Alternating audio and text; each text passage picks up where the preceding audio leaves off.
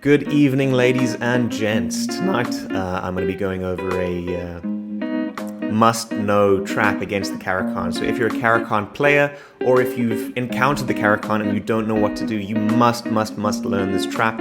I don't know how many times I've landed this trap. It's definitely more than 20 times.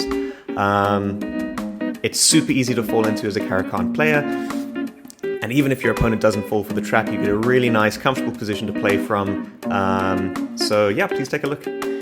Right, so starting from the beginning of the game, or of the trap, you're obviously an e4 player because you have testosterone in your body.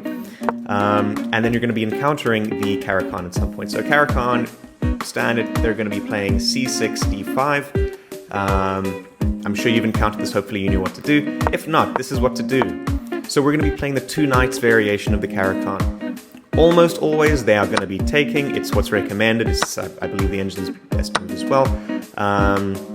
Maybe not. Either way, it's certainly going to be the most common move. General theory of the Caro is if they don't take or push your pawn in this position, so here they either want to see you taking or pushing.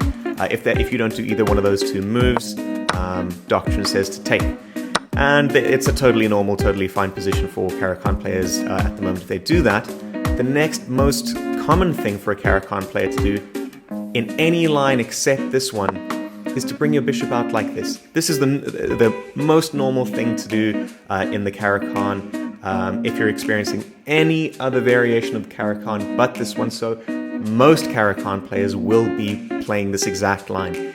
If you see this, you can pretty much already smile because you almost certainly have already landed the trap. What you're going to be doing now is bringing your knight back. So you'll see that you're attacking the bishop. Obviously, they want to save their bishop. They're not just going to play something like this and let you take it. There's no way. They're going to be bringing their bishop back.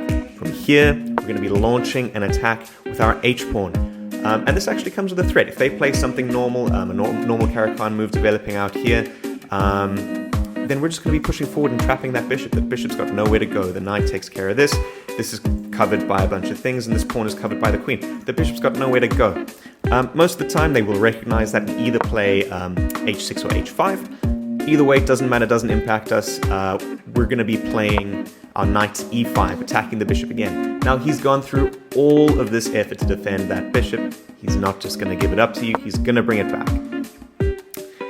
In this position, any bishop that's sitting in the corner like that, it's generally not a very pretty piece. I mean, what's it looking at? The c-pawn? Come on. But from here, things start to get a little bit aggressive. Immediately, we're going to be threatening checkmate. Over here. Now, our opponent isn't going to be bringing the bishop out and sacrificing like that. It's not going to happen. He's not going to do that. The most likely thing that he's going to do from here is he's going to be playing g6, attacking your queen. And now here, we're going to move our... No, we're not. We're going to bring the bishop out. In fact, the faster you bring that bishop out, don't pre-move it, because you never know what they could do. Some people actually do hang checkmate here. They don't see it.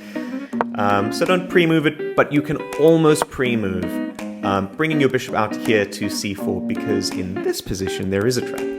If they get too thirsty, they can't help themselves, and they end up taking your queen, which, by the way, is incredibly common. That's checkmate.